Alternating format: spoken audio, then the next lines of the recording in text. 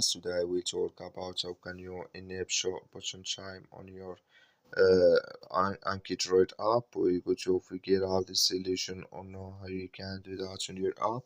So you just follow this ways, then it's going to work with you. So all you have to do, you just go here above this sign, you click on it here. When you just click on it, it's going to show for you a list like this here.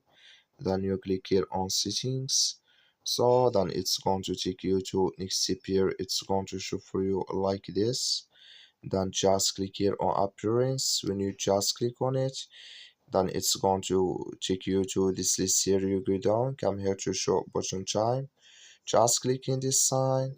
Then like you see this color show for us, that's mean here show button time enable with us now. That's all you have to do. That's all. I wish you a great. Thank you for watching. Don't forget to support us by liking and subscribe.